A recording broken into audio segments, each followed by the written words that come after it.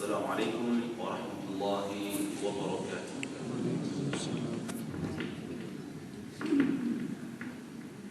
Alhamdulillah nasta'inuhu wa nastaghfiruh wa na'udzu billahi min shururi anfusina wa min sayyiati a'malina.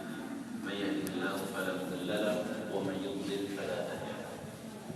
Fashhadu an la ilaha illallah wa ashhadu anna Muhammadan 'abduhu wa rasuluh alladzi la nabiyya wala rasula ba'dahu amma ba'd. Muslimin muslimat yang dirahmati oleh Allah Subhanahu wa taala, yang dicintai oleh Allah Subhanahu wa taala. Alhamdulillah, pada hari ini tanggal 2 Desember 2015 Allah pertemukan kita kembali dalam sebuah majelis yang penuh dengan sakinah, ketenangan, kebahagiaan, ketentraman. Ya, insyaallah pada majelis yang mulia ini tadi sore saya diminta untuk mengambilkan buya berhalangan pada malam ini. Maka pada kesempatan yang mulia ini kita insyaallah akan berbicara tentang sebuah permasalahan, sebuah tema yang tema ini adalah sebab bangkitnya sebuah peradaban iman. Tema ini adalah pokok dari seluruh permasalahan yang dihadapi oleh umat manusia di setiap zaman, Malam hari ini kita akan berbicara tentang tema at-tarbiyah atau dalam bahasa Indonesia pendidikan. Kaum muslimin rahimani wa rahimakumullah, sebelum kita masuk ke dalam pembahasan materi pendidikan tersebut, pada hari ini kita berada pada fase yang keempat yang dibuahkan oleh Nabi Sallallahu Alaihi Wasallam, dijelaskan oleh sebuah hadis yang sahih diriwayatkan oleh Imam Ahmad. Beliau dalam hadis tersebut menjelaskan bahwasanya manusia atau umatku ini, umat Muhammad, akan melewati 5 fase. Ringkasnya dari panjang hadisnya. Yang pertama adalah fase al-khilafah ala minhaj an-nubuwah, yaitu Khulafaur Rasyidin selama 30 tahun dari 11 Hijriah sampai 1441 Hijriah, dimulai dari wafatnya Nabi sallallahu alaihi wasallam dan sampai wafatnya Ali bin Abi Thalib radhiyallahu anhu. Kemudian fase yang kedua adalah fase mulkan 'adlan, yaitu fase di mana yang berkuasa di permukaan bumi ini, yang menguasai bumi ini adalah kerajaan yang menggigit, kerajaan yang mereka mempertahankan untuk Allah Subhanahu wa taala untuk ditegakkan. Ini dimulai semenjak di baiatnya raja atau Muawiyah bin Abi Sufyan sampai runtuh seluruh kesultanan kerajaan kekuasaan Islam di muka bumi ini pada tahun 1924. Ya, runtuhnya dinasti Turki Ottoman atau Turki Umayyad. Kemudian kata Nabi SAW, "Tsumma yakunu mulkan jabariyatan." Kemudian tegak setelah itu kerajaan yang diktator, sewena-wena, berkuasa tidak dengan hukum Allah Subhanahu wa taala, dan mereka adalah orang-orang yang berkuasa dengan sesuka hati mereka. Artinya berkuasa itu adalah bukan orang Islam, bukan kerajaan Islam, bukan kesultanan Islam yang menguasai dunia. Dan itulah peradaban yang kita hadapi sekarang pada abad 20, pada abad 21. Kaum muslimin rahimani wa rahimakumullah. Kemudian Rasulullah di akhir hadis tersebut menjelaskan tsumma takunu al-khilafatu 'ala minhaj an-nubuwah. Kemudian akan tegak khilafah di atas petunjuk Nabi sallallahu alaihi wasallam, di atas petunjuk kenabian. Nanti boleh dirujuk di Musnad Imam Ahmad, panjang pembahasan para ulama, luar biasa ya. Menunjukkan bahwasanya pada hari ini peradaban yang tegak, peradaban yang sedang kita lalui jemaah sekalian, ya, adalah sebuah peradaban yang dikuasai oleh orang non-Islam. Kita lihat, apabila kita melihat dalam atau dari segi perekonomian pada hari ini, yang menguasai ekonomi dunia ini adalah orang-orang Yahudi, bukan orang Islam. Meskipun jemaah sekalian, yang memiliki pertambangan minyak terbesar di dunia itu adalah negara-negara Islam. Ia memiliki lahan pertanian terluas di negara-negara Islam. Negara-negara Islam. Ia memiliki akses perdagangan. Kalau kita lihat keadaan peta perekonomian, negara-negara Islam itu yang paling banyak menempati posisi-posisi yang strategis untuk perdagangan. Namun tetap orang Islam ini dikuasai, tidak menguasai. Ya. Riba tersebar di mana-mana. Kita lihat di mana-mana. Dan di setiap transaksi yang kita lalui itu ada riba di situ. Kaum muslimin rahimani wa rahimakumullah. Ini adalah sebuah hakikat, sebuah kenyataan yang kita hadapi kaum muslimin sekalian.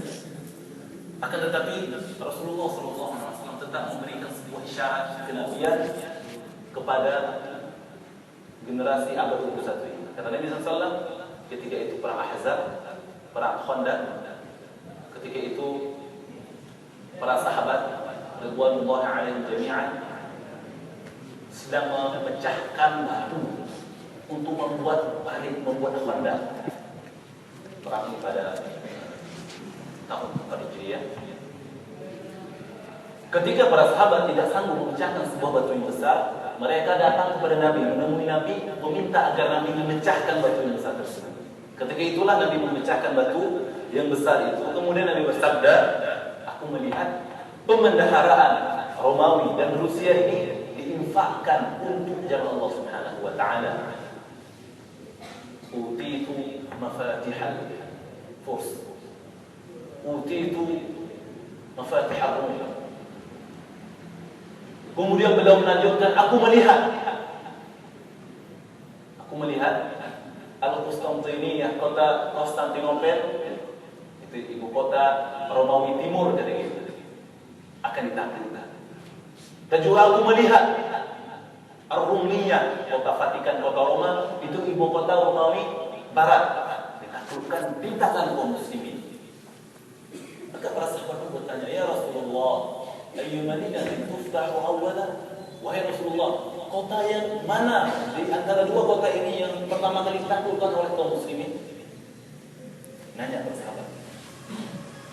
Rasulullah bersabda, qad Madinatu Hiraqla tuftahu awwalan.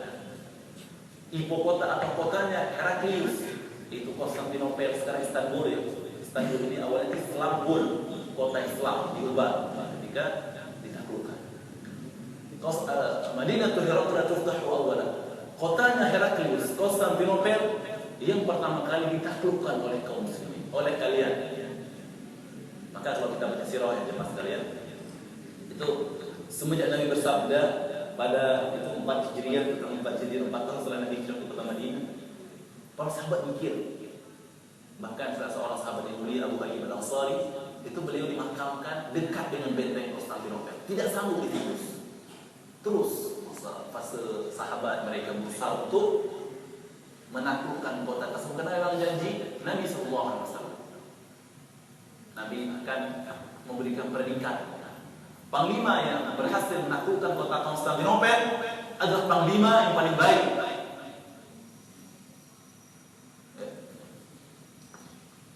Wa ni'mal jaishu dzalikal jaish.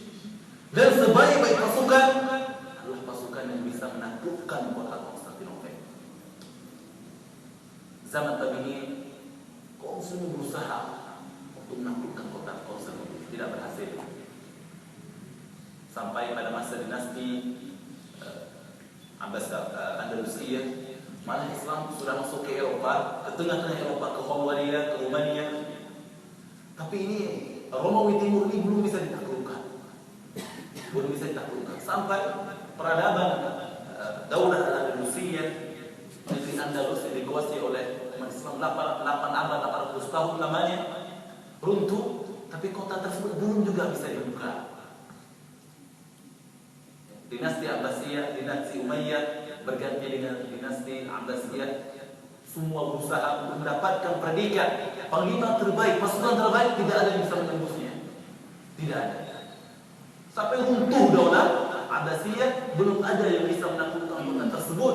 Sedangkan orang-orang mukmin, kaum muslimin, mereka yakin akan janji Nabi Sallallahu Alaihi Wasallam, kota Konstantinopel akan ditaklukkan oleh umat Muhammad Sallallahu Alaihi Wasallam.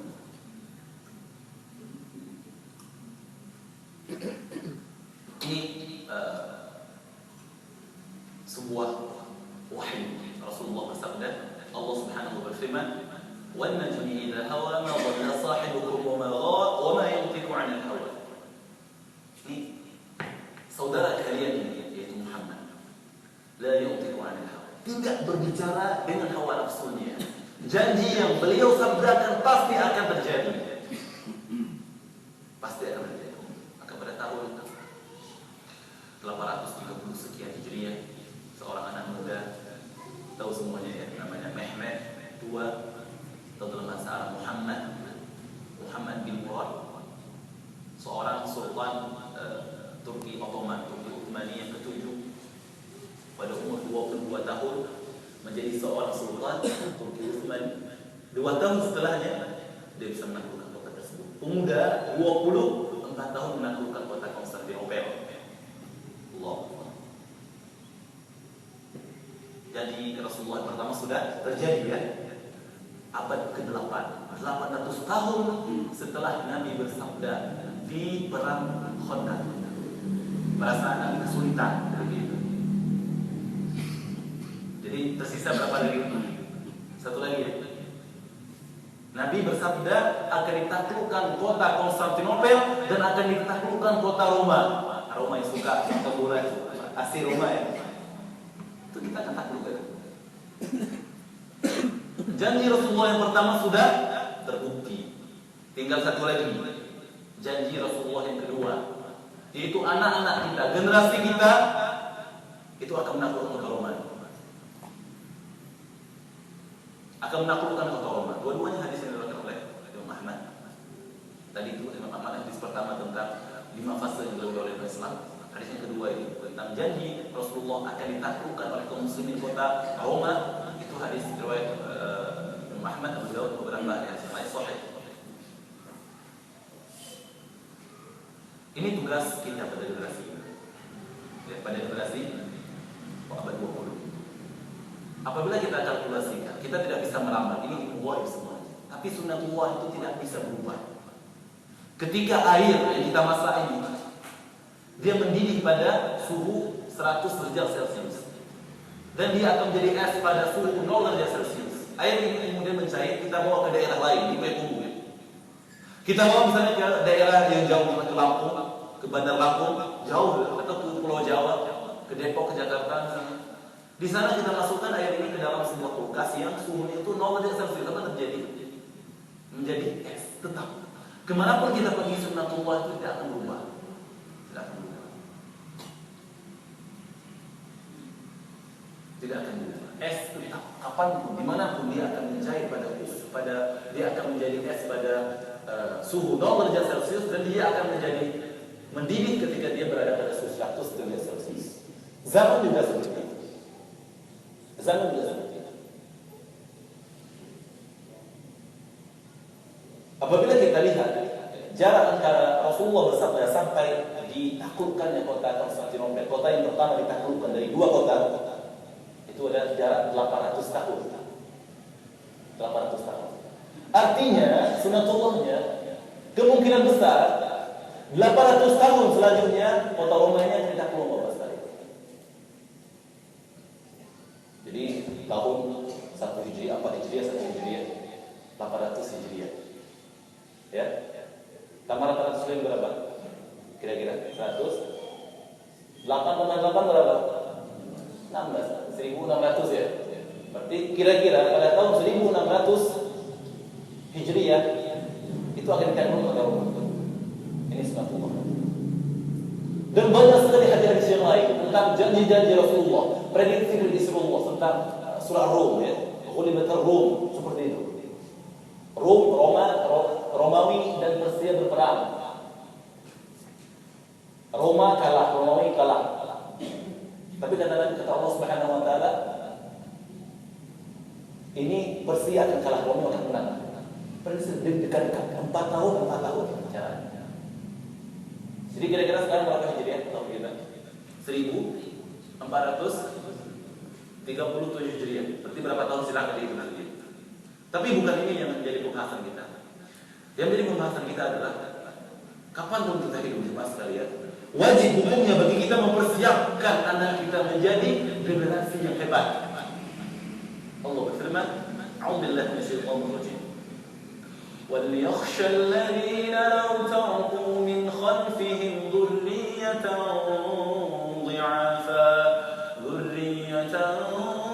ضِعَافًا خَافُوا عَلَيْهِمْ فَلْيَتَّقُوا اللَّهَ وَلْيَقُولُوا قَوْلًا سَدِيدًا." Adalah para ayat ini. Orang tua, kakek yang dituju, hendaklah mereka khawatir apabila mereka meninggal dunia, mereka meninggalkan di belakang mereka generasi yang lemah. Dari tafsir menafsirkan lemah iman, lemah ekonominya, lemah ilmunya, lemah fisiknya, lemah dari berbagai macam. Maka hendaklah mereka, orang tua, ayah, ibu, bertakwa kepada Allah Subhanahu wa taala dalam mendidik anak mereka sehingga mereka menjadi generasi terbaik. Jadi Muhammad Al-Fatih yang telah menaklukkan kota Kasablanca itu jemaah, itu seorang anak raja, anak yang manja sekali.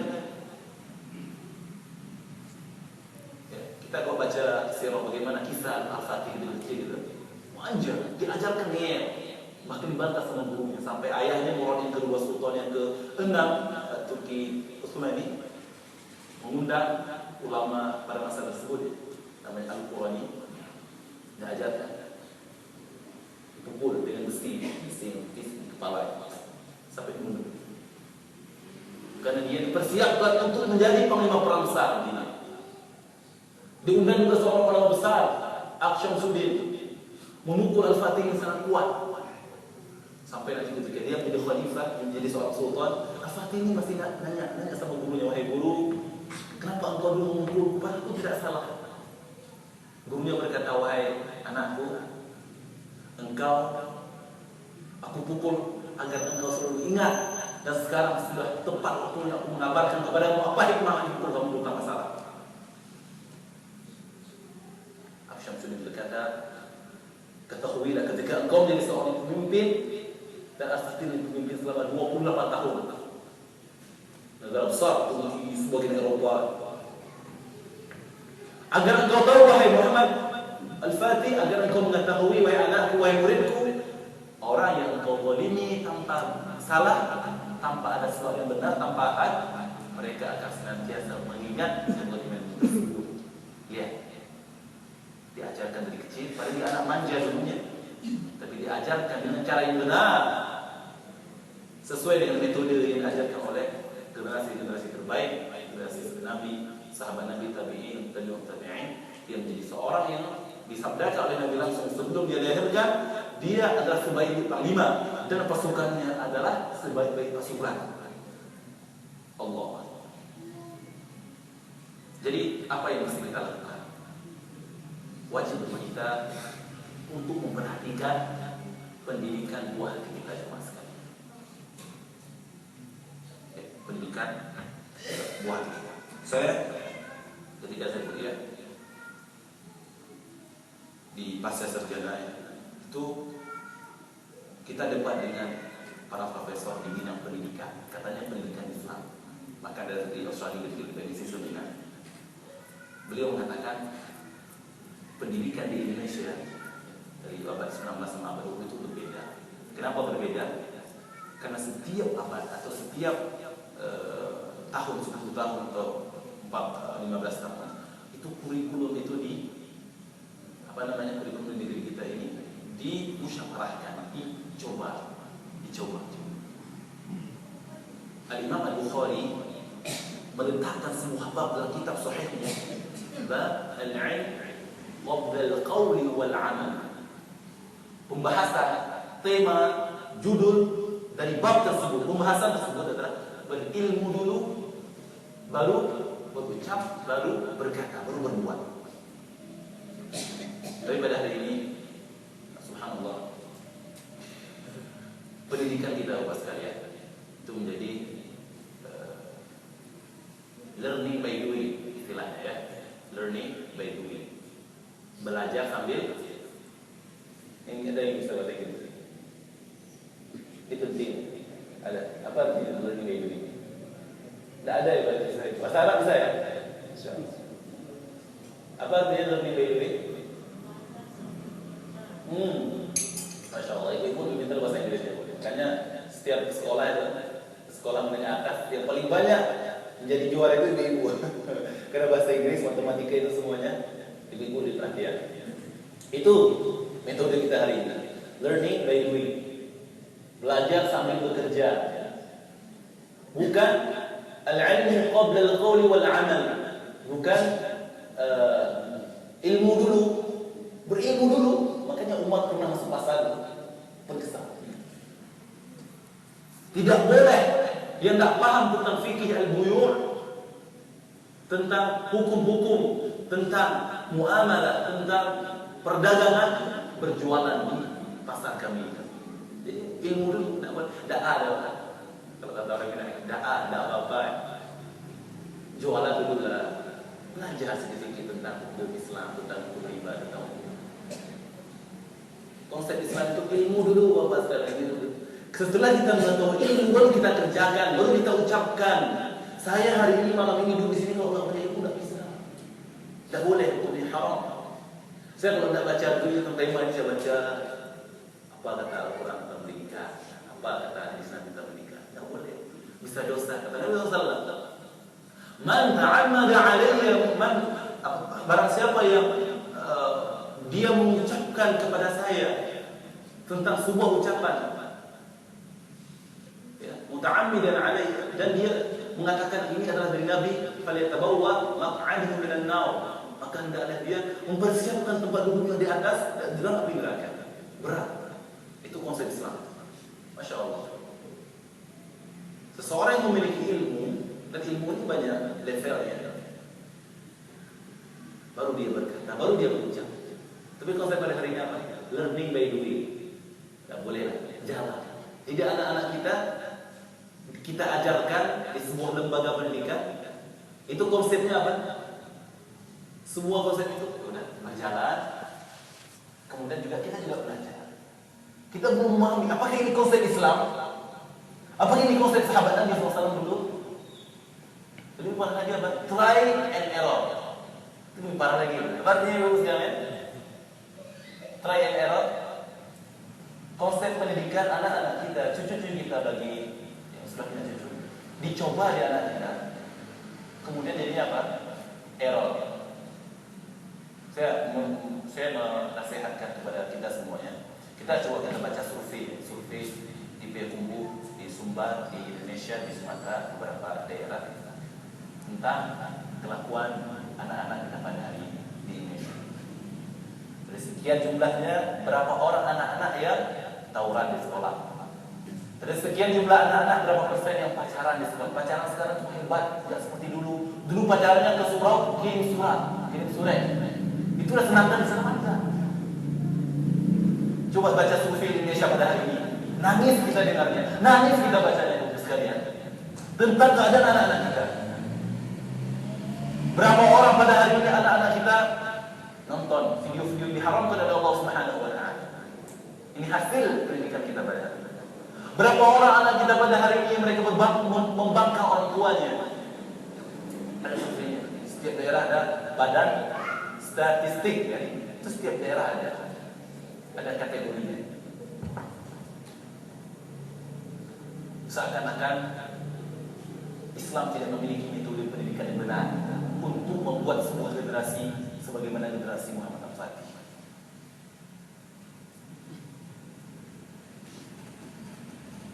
Pertama,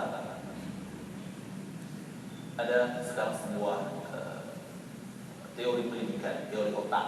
Sekarang yang terkenal itu sekalian yang berpendidikan yang baca itu dapat dua. Pertama teori otak, kedua teori perkembangan anak. Ini sekarang digadang-gadangkan. teori otak dan otak kiri, otak kanan, otak depan, otak belakang, dan teori perkembangan anak sedang heboh-heboh. Jadi ada sebuah salah satu konsep jangan berkata jangan. Pernah dengar Bapak sekalian? Kita tak boleh bersama ini jangan. Nah, jangan boleh ini. Nah, itu akan memunculkan sugesti negatif pada otak anak. Jangan berkata jangan. Jadi kalau melarang, nah, usahlah. Atau pokoknya jangan ucapkan. Ini dah mantap sekali. Dah luar biasa sekali. Dah hebat sekali. Ini konsep, salah satu konsep. So ini perlu banyak diperhatikan. Buka Al-Quran. Buka Al-Quran. Kita akan dapatkan banyak kata-kata jangan itu banyak. Wa idh qala Luqman li ibnihi wa huwa ya'idhu ya bunayya la tusyrik billah inna syirka la zulmun 'adzim. Ketinggalan ketika Luqman Al-Hakim berkata kepada anaknya tatkala dia sedang berbicara dengan anaknya, wahai anakku sayang, ya bunayya la tusyrik billah, janganlah engkau berbuat syirik kepada Allah Subhanahu wa taala. Inna syirka la zulmun 'adzim, karena sesungguhnya kesyirikan adalah kezaliman yang besar. Jangan. Allah kata. Pembahasan tentang pola panjang ayat ini. Dan kita enggak mengatakan salah, tapi kita bandingkan konsep siapa yang kita gunakan. Kata Allah Subhanahu wa taala, "Wa la tattakhidhu ayati Allahi huzwa wattaqullah." Janganlah kalian, jangan ya, katakan jangan. Nah, Allah enggak katakan yang kata-kata lain, jangan bahasa Allah itu dua. La an-nahiyah, la an-nafiyah. La an-nahiyah jangan artinya melarang. Ya. Yang kedua itu la an-nafiyah, itu la untuk meniadakan. Ya. La ilma lana, tidak ada ilmu, kami tidak ada ilmu. Menafikan sesuatu. La ilaha illallah, tidak ada Tuhan selain Allah Subhanahu wa taala. Tidak ada kata lain. Jangan. Dan banyak yang lain. Ini sangat digadang-gadang. Contoh lain adalah sebuah konsep metode yang sedang hangat dibicarakan sekarang. Itu tidak boleh pukul anak. Anak itu disayang, sedikit pun tidak boleh. Tidak boleh. Itu bisa masuk penjara. Jadi luar biasa. Maka itu sudah dimusyawarahkan di tingkat konstitusional tentang pelanggaran HAM. Orang tua itu tidak boleh pukul anak. Orang tua nanti bisa masuk penjara kalau ketahuan lapor polisi anak. Padahal Nabi kita sallallahu alaihi wasallam jamaah sekalian bersabda dalam hadis sahih, "'Alliqus sawt fa innahu lahu adab." Apa artinya? Yang bisa bahasa Arab? Ada pengajar bahasa Arab? "Alliq" apa artinya 'alliq? Iqra bismi rabbikal ladzi khalaq. Khalaqal insana min 'alaq. Apa artinya 'alaq? Iqra bismi rabbikal, bacalah dengan menyebut namamu yang telah menciptakan manusia dari sesuatu darah yang alaq, darah yang menggantung. Jadi alliqu artinya itu menggantung, gantungkanlah. As-sawt tidak ada arti dalam bahasa Arab kecuali cambuk. Gantungkanlah cambuk, karena pada cambuk tersebut ada akhlak, ada adab, ada karakter yang baik, ada etika yang mulia. Itu anak kalian. Siapa yang cek membeli kok?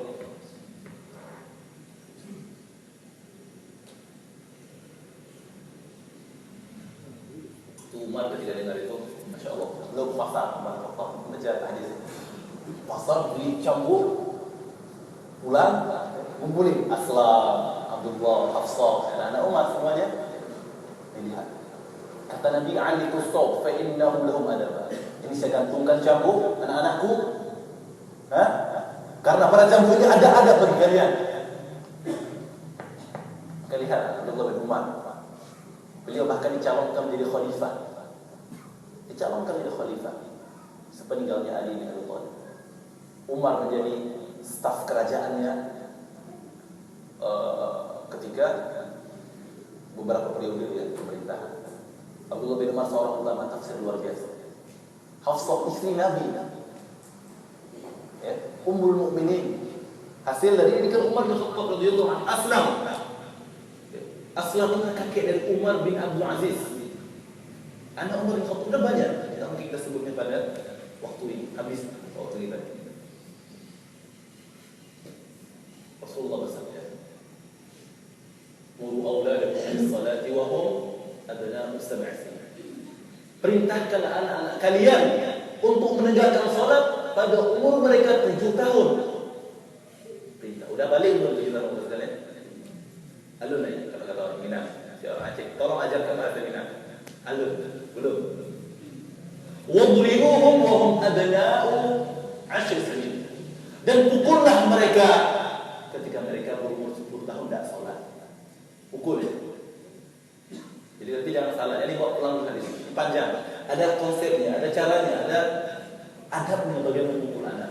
Memukul itu ada adabnya. Jangan pulang Ustaz Rizyan bilang boleh pukul anak. Pukul anak, lapor polisi masuk penjara. Saya masuk penjara. Tidak bisa lagi pulang ke Aceh. Ya. Ada cara, ada konsepnya. InsyaAllah kita jelaskan kalau ada kesempatan. Ini bertentangan ini kita hadapi pada hari ini. Itu ada salah satu sekolah di mana Aceh di sana. Sini saya belum tahu secara rinci. Meskipun ada, saya sudah melihat beberapa sekolah yang menerapkan ini, tapi saya tidak bisa menghukumi, saya belum bisa masuk. Di sana ada sebuah sekolah MTS yang 2 Banda Aceh, sekolah percontohan. Itu guru roh aja tidak boleh masuk ke dalam. Bawa roh itu tidak boleh. Kenapa tidak boleh? Melanggar HAM, akun anak. Jadi sekolah percontohan MTS yang terbaik di Aceh. Tidak boleh. Itu kondisi kita pada hari ini jemaah sekalian di dunia pendidikan. Jadi seakan-akan kita tidak mengetahui bagaimana petunjuk Nabi SAW tentang pendidikan, tentang sekolah. Bagaimana harus? Berapa menit lagi? Tidak cukup, masih mukadimah. Ya? 2 menit lagi. Kita ringkas.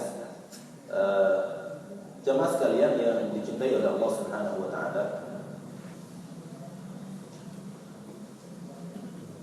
Nabi SAW tidak meninggalkan umat kecuali telah memberikan sebuah konsep penuh lengkap tentang apa itu Islam, apa itu perdagangan, apa itu kebanyakan, apa itu pendidikan. Lengkap. Dan salah satu karakteristik pendidikan Islam adalah mudah, sederhana, sanggup dijangkau oleh seluruh kaum muslimin, tapi menghasilkan atau melahirkan hasil yang luar biasa. Nah, itu konsep Islam, konsep pendidikan Islam.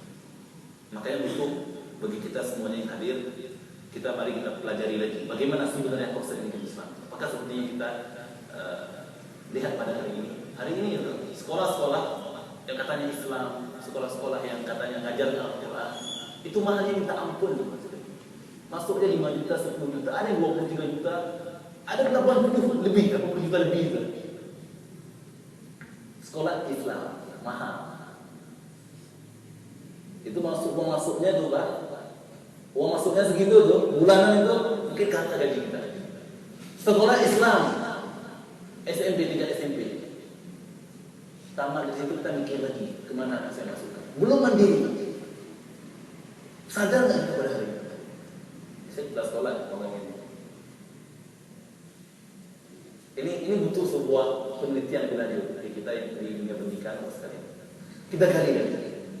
Bahkan yang lebih menyedihkan, guru yang mengajarkan di sekolah tersebut mengajarkan anak orang lain tidak sanggup memasukkan anaknya untuk belajar di sekolah yang dia mengajarkan. Diajarkan anak orang, anak sendiri tidak sanggup dia masukkan karena mahal. Jadi salah satu karakteristik sekolah Islam itu adalah dia murah, terjangkau, sederhana, tapi menghasilkan alumni yang luar biasa.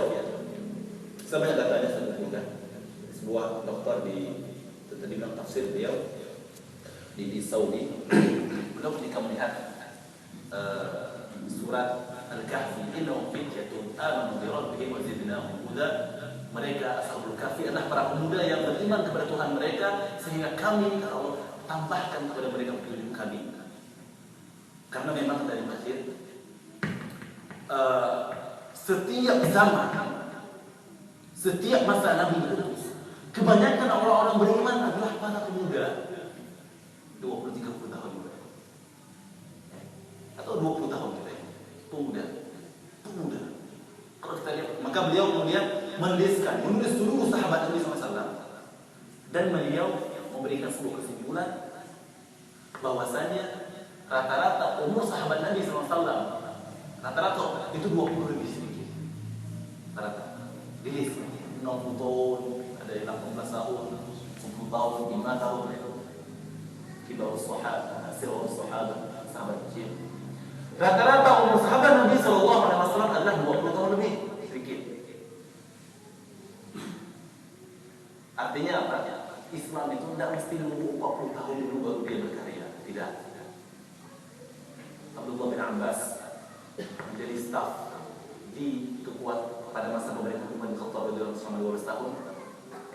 Umurnya berapa tahun? 15 tahun. 15 tahun. Abdullah bin Umar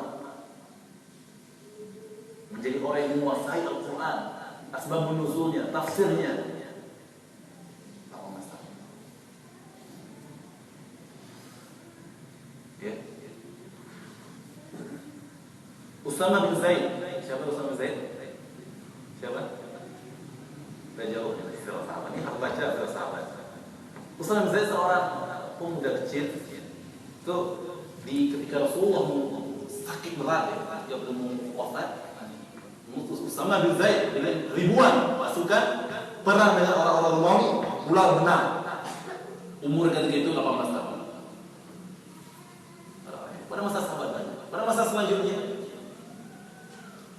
Harun al-Rashid, seorang khalifah luar biasa pada masa dinasti Abbasiyah, menjadi seorang khalifah menguasai lebih 32 negara sekarang.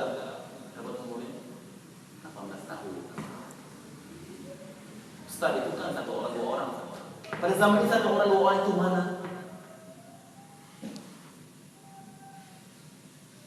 Muhammad Al-Fatih menjadi seorang raja 22 tahun. Kalau di Indonesia menjadi seorang presiden syaratnya umurnya 40 sampai 60 tahun. Alasannya harus bisa berkomunikasi dengan orang tua yang melihat perjuangan pada masa 45 itu dengan pemuda yang berlahir umur 40 sampai 60 tahun. Karena apabila dipercepat itu tidak ada, karena tidak ada pendidikan yang sesuai dengan yang diajarkan oleh Nabi kita orang Islam. Maka perlu kita gali lagi, jemaah sekalian. Bagaimana semestinya anak-anak kita ini ketika mereka sekolah, apapun sekolah ini, meskipun sekolah ini mahal, ketika dia tamat dia itu mandiri. Sekolah SD mahal masuk SMP. Kemudian tamat SMP banyak habis uang itu puluhan juta itu buat sekalian. Lanjut lagi SMA, tamat dulu mandiri juga, kuliah umur 23 tahun dapat ijazah kuliah, melamar kerja. Kebanyakan saya bicara kebanyakan, jadi bisa tolong orang. Ini kita mesti mulai sedikit renungan. Apakah seperti ini? Kalau memang benar, alhamdulillah kita jalankan. Apabila keliru, kita seorang muslim wajib mencari, menggali kembali akar-akar. Ya, hadis Nabi SAW petunjuk-petunjuk nubuah tentang pendidikan. Wajib. Kadang-kadang kita ini malas. Nabi bersabda, terlepas tentang hukum minum. Kata Nabi SAW, la yashrabanna ahadukum qa'iman. Tidak boleh buat saat seorang kali itu minum sambil berdiri. Tidak boleh duduk. Terlepas ya, maka ini diperselisihkan. Tapi yang ingin saya sampaikan, kita kalau dibilang sama Nabi itu mikir, mungkin itu. Tapi kalau dibilang sama dokter, minum sambil berdiri itu tidak bagus. Kenapa? Bisa membuka ginjal, cepat rusak ginjal. Kalau minum sambil duduk, itu ginjal kita tertutup-tutupnya. Maka proses pencernaan air yang kita minum di ginjal itu lebih bagus. Kita mulailah minum. Kata dokter, lebih beriman kepada dokter dibandingkan beriman kepada Nabi SAW. Allah berfirman, Ya ayyuhal muzammil, qumil layla illa qalila, nisfahu aw inqus minhu qalila, aw zid alayhi warattilil qur'ana tartila. Bangun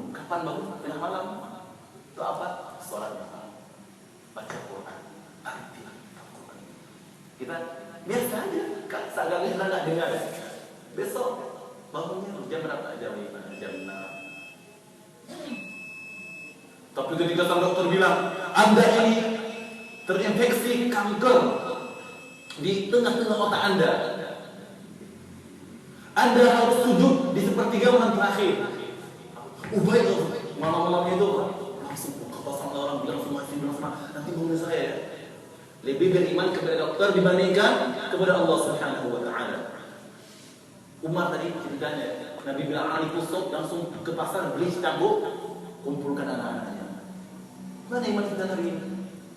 Kita masih butuh bukti untuk beriman kepada Allah. Butuh pendidikan seperti itu juga. Ditawarkan sebuah, kalau Allah bilang, Nabi bilang seperti ini.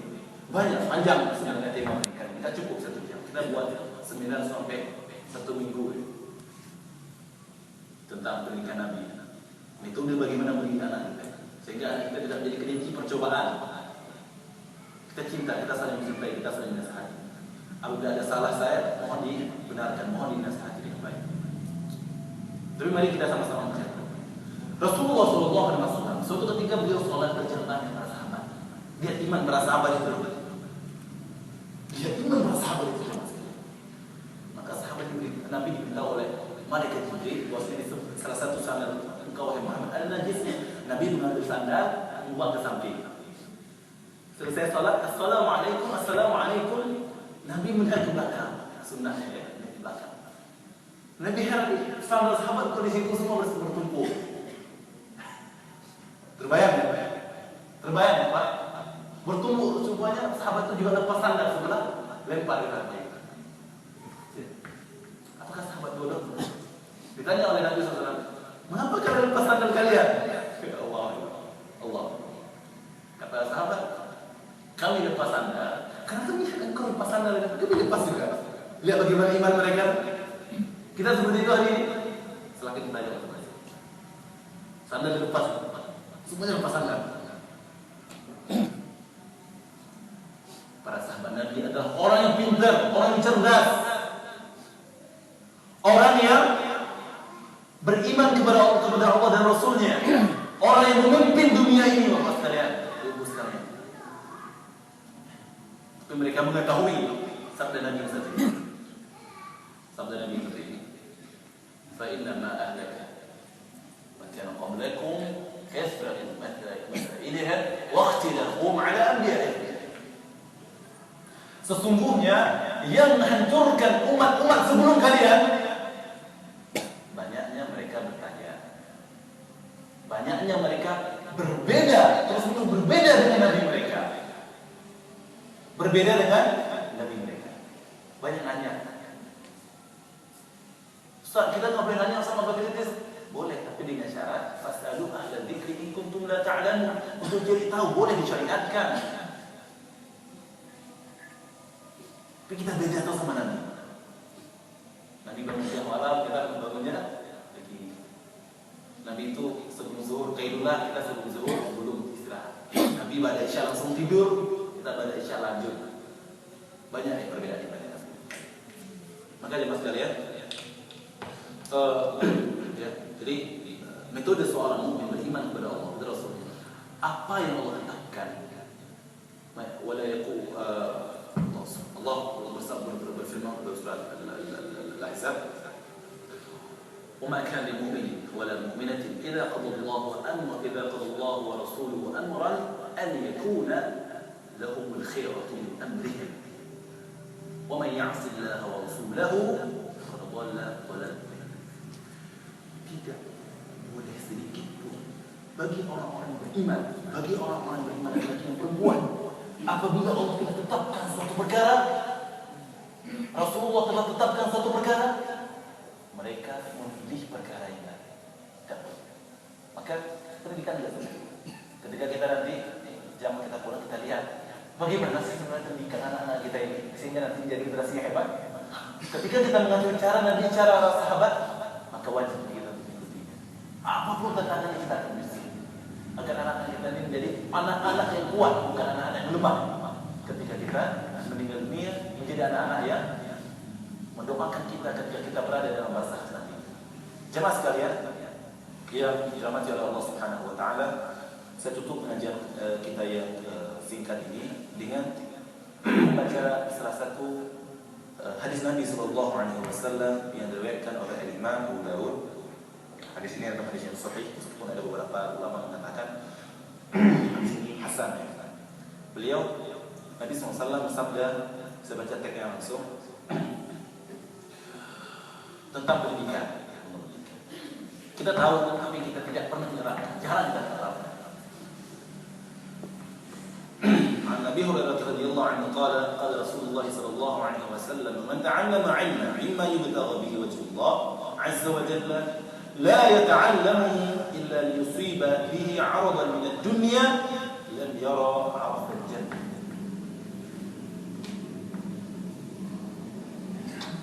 Dari Abi Hurairah radhiyallahu anhu beliau berkata, Rasulullah sallallahu alaihi wasallam bersabda, barang siapa saja yang dia mempelajari sebuah ilmu yang sesungguhnya, yang hakikatnya ilmu ini dipelajari untuk mendapatkan wajah Allah Subhanahu wa taala,